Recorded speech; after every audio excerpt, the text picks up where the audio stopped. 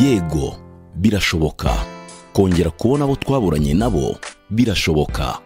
Hari abana baburanye n'imiryango yabo ndetse n'ababyeyi babura abana babo mu gihe cya Jenoside yakorewe Abatutsi mu mwaka w'1994. Ese iyi miryango yakongera igahura? Cri du cœur d'une mère qui espère ni umuryango utegamiye kuri leta, urabafasha mu kongera guhuza imiryango yatatanye. Nimudufashe kubashaka.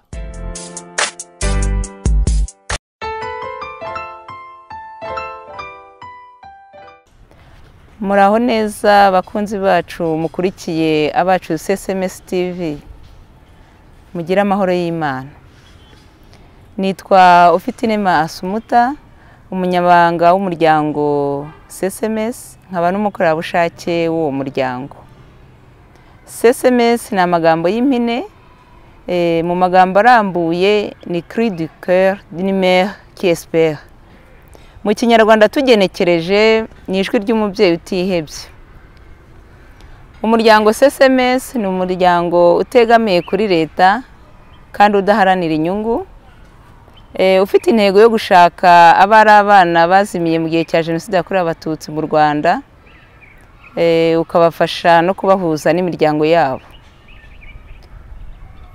Uyu munsi wa none rero tugiye kuganira n'uwari umwana muri icyo gihe, Ntibizigirwa Tuyishime, yaburanye n'umuryango we, aragira ngo tumufashe gushakisha amakuru y'umuryango we. Ni karibu Ntibizigirwa, tuguhaye ikaze. Murakoze, nitwa Ntibizigirwa Tuyishime, nkaba naturutse mu karere ka Kicukiro, nkaba ndi gushakisha umuryango naburanye muri Jenoside yakorewe Abatutsi, nkaba naraburanye n'umuryango wanjye icyahoze hitwa muri Cyangugu, nkaba naraburanye nabo ndi mu kigero cy'imyaka 3, nkaba narahavuye.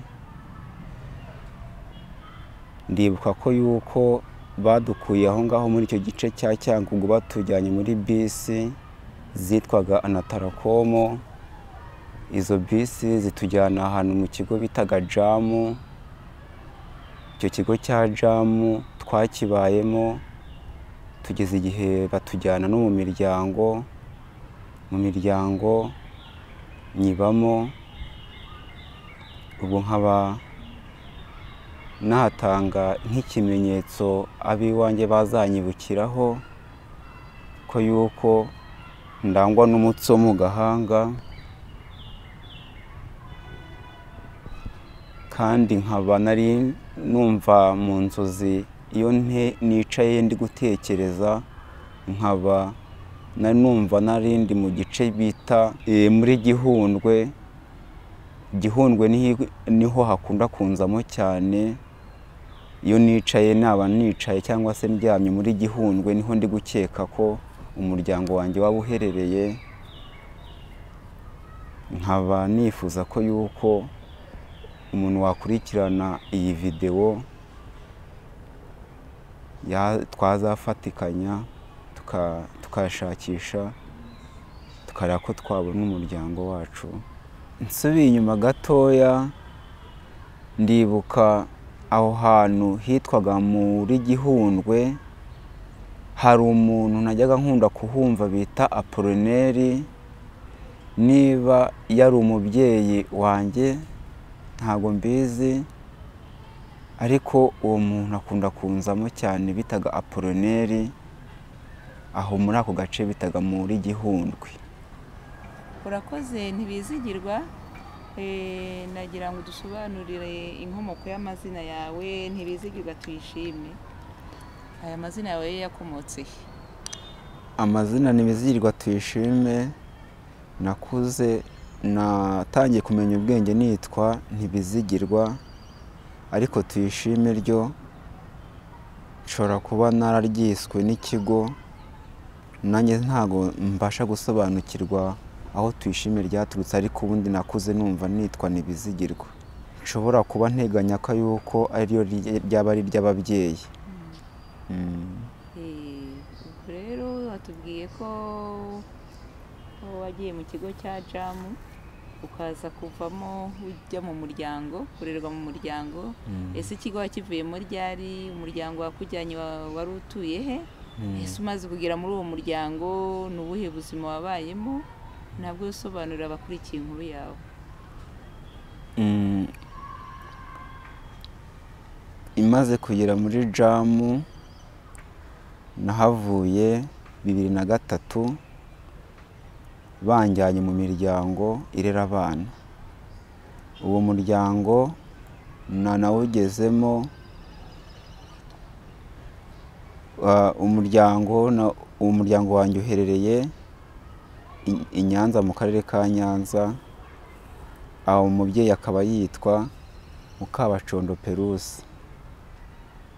Niwe mubyeyi naje nsanga kandi na n'ubu ngubu niwe ukiri umubyeyi wanjye. Ubwo rero nyuma yaho naje gukomereza mu ishuri, maze gukomereza mu ishuri mviramo mu wa gatanu primaire, njya mu buzima bwo hanze. Mu buzima bwo hanze nkora akazi gashobotse, akari kambeshejeho kose naragakoze. Naje gukora akazi ko kunyonga, maze kunyonga njya Nyagatare. Ngiye Nyagatare ngurayo ikibanza, n'ubu ngubu nabwo ndacyashima Imana ko nkiriho. Ariko icyo nasaba ni uko muri ibyo byose ndimo, ikintu kintera ikibazo ni uko ngumye kubaho nta muryango mfite. Nkaba nifuza ko yuko umuntu twafatikanya gushakisha umuryango rwose, ubushobozi bwose yakoresha kugira ngo mbonane n'uyu muryango wanjye. Ibyo byose ndabikora, ariko nasubira inyuma nkasanga nta muryango wanjye mfite. Uzashobora wese kumpuza n'umuryango wanjye bizaba ibyishimo kurushaho, byongera ku bindi mfite. Imana izabidufashamo kandi. Kugeza uyu munsi se waba ukiri wenyine, uracyari muri ako kazi cyangwa washoboye gushaka umufasha? Kugeza uyu munsi kazi ndacyakarimo, kandi nanashatse n'umufasha wo kugira ngo tubane. Kandi buriya no guhora uvuga ngo uri umuntu umwe, wenda nahise nshaka umufasha kugira ngo nanjye mbone ko hari abantu bari hafi yanjye, nibo nita umuryango ubu ngubu. Kandi n'Imana naniye dufasha tuzabona n'undi muryango, twagura umuryango.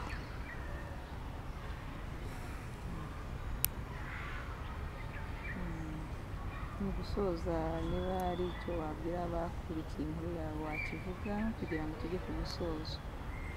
Abakurikiye ino nkuru, ikintu nababwira ni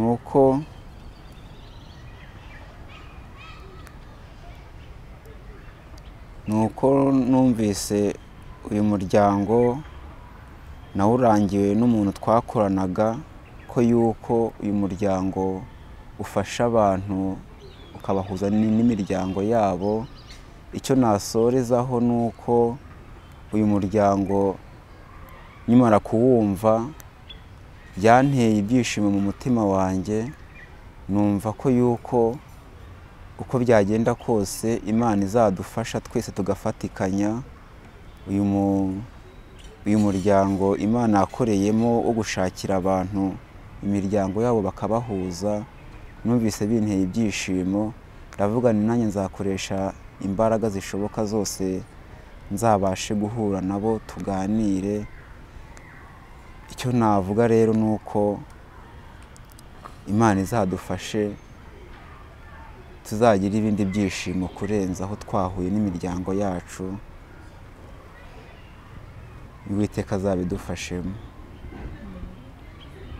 wigeze uvuga ngo mu bimenyetso ufite ngo ufite umutsi mu gahanga, ariko ngewe ndakureba nkasanga umutsi ntawo ufite.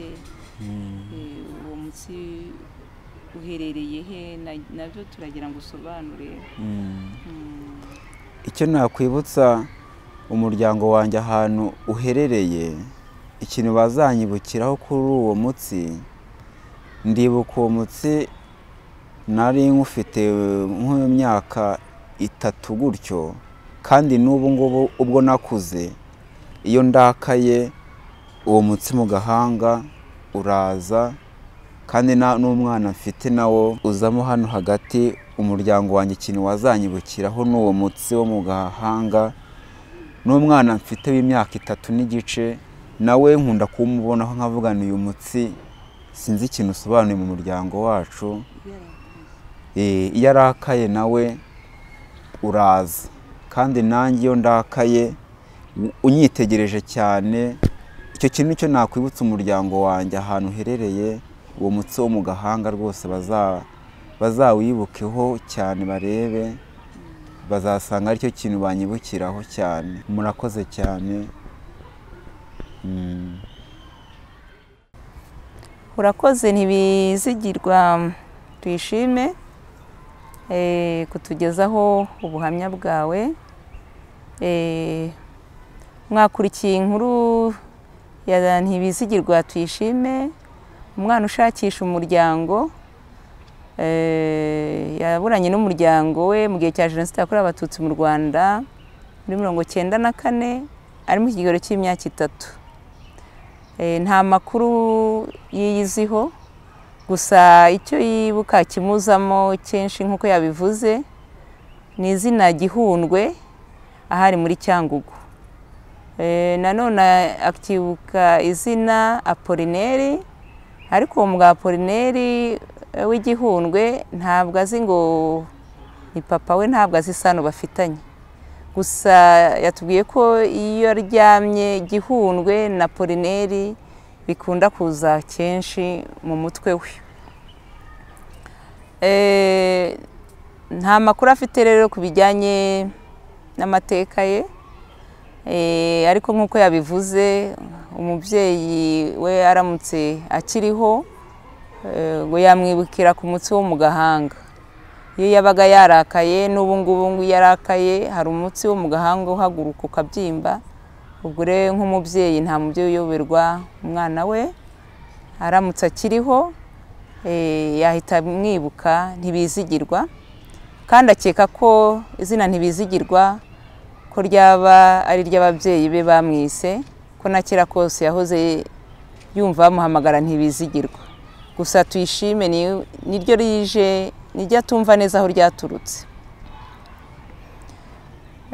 Uwamenya amakuru Ntibizigirwa ashingiye ku nkuru ye amaze kutugezaho, yamenyesha umuryango Ijwi ry'Umubyeyi Utihebye akoresheje nimero 0783 83 27 47, kandi yabagize neza cyane. Murakoze.